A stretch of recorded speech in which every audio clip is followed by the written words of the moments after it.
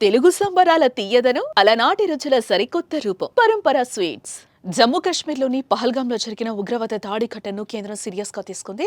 ఉగ్రవాదాన్ని పెంచి పోషిస్తున్న పాకిస్తాన్కు తన దెబ్బేంటో రుచి చూపేందుకు సిద్ధమైన భారత్ సింధు జలాల ఒప్పందాన్ని తాత్కాలికంగా నిలిపివేసింది. భారత్ సీమాంతర ఉగ్రవాదానికి ముగింపు పలికే వరకు పాక్తో సింధు నది జలాల ఒప్పందం అమలును తక్షణమే నిలిపివేస్తున్నట్లుగా ప్రకటించింది. ఇంతకీ ఏంటా ఒప్పందం? సింధు నది జలాలు లేకపోతే పాకిస్తాన్ పరిస్థితి ఏంటి?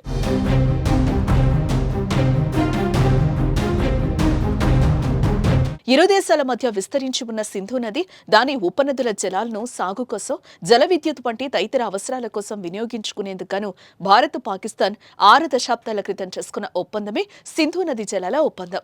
దాదాపు 9 ఏళ్ల పాటు విస్తృత స్థాయి చర్చల తర్వాత 1960 సెప్టెంబర్ 19వ తేదీన నాటి భారత ప్రధానమంత్రి జవహర్లాల్ నెహ్రూ, పాకిస్తాన్ అధ్యక్షుడు ఆయూబ్ ఖాన్లు ఈ చరిత్రాత్మక ఒప్పందంపై సంతకాలు చేశారు. ఈ ఒప్పందంపై ప్రపంచ బ్యాంకు కూడా సంతకం చేసింది. ఒప్పందంలో పేర్కొన్న మేరకు సింధు ఉపనదుల్లో తూర్పు వైపుగా ప్రవహించే రావి, బియాస్, సట్లైజ్ నదులపై భారత్కు హక్కులు దక్కాయి. అలాగే సింధు ఉపనదుల్లో పశ్చిమ దిశగా ప్రవహించే జీలం, చినాబ్లపై పాకిస్తాన్కు హక్కులు లభించాయి. అయితే ఈ నదీ జలాల వినియోగం ఇరు దేశాల మధ్య ఉత్తర ప్రత్యుత్తరాల కోసం ఒక సహకార యంత్రాంగాన్ని కూడా నెలకొల్పారు. ఈ 6 ఉమ్మడి నదులను నియంత్రించే ఒప్పందం ప్రకారం ఎలాంటి ఘర్షణలకు తావు లేకుండా పరస్పర సహకార భావనతో నదీ జలాలను పాక్షికంగా సద్వినియోగం చేసుకుంటూ వస్తున్నాయి.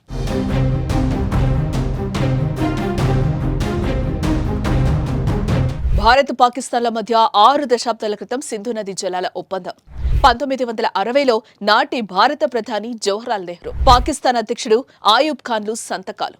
పశ్చిమ దిశగా ప్రవహించే జీలం, చినాబ్ ఉపనదులపై పాకిస్తాన్కు హక్కులు.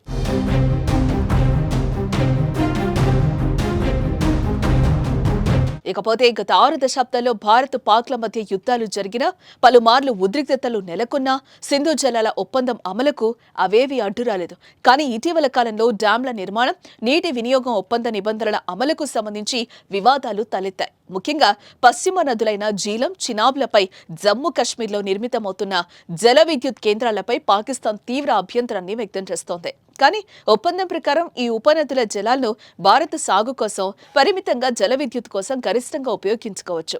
అయినా కిషన్ గంగా, రాట్లే ప్రాజెక్టులపై పాకిస్తాన్ వివాదం లేవనెత్తి మధ్యవర్తిత్వ కోర్టును ఏర్పాటు చేయాల్సిందిగా ప్రపంచ బ్యాంకును కోరింది.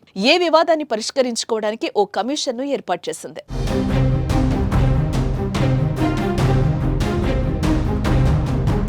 భారత్ పాక్ల మధ్య యుద్ధాలు జరిగినా సింధు జలాల ఒప్పందం అమలుకు అడ్డురాని నదీ ఒప్పందాలు.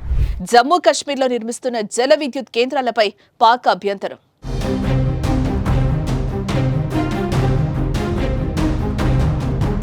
ఇక సింధు నది జలాల పంపిణీ ఒప్పంద నియమ నిబంధనలపై పునఃసమీక్ష జరపాల్సి ఉందని భారత్ కొంతకాలంగా డిమాండ్ చేస్తోంది. 1960లో ఒప్పందం కుదిరిన నాటికి ఇప్పటికీ 2 దేశాల జనాభాలో తాగు, సాగునీటి అవసరాల్లో చాలా మార్పులు వచ్చాయని, పర్యావరణ, భౌగోళిక, రాజకీయ పరంగా కూడా మార్పులు చోటు చేసుకున్నాయని గుర్తు చేసింది. వాటిని పరిగణలోనికి తీసుకుని ఒప్పందాన్ని సమీక్షించాల్సి ఉందని భారత్ స్పష్టం చేసింది. అయితే దీనిపై పాక్ మాత్రం వ్యతిరేకత వ్యక్తం చేస్తూ వస్తోంది.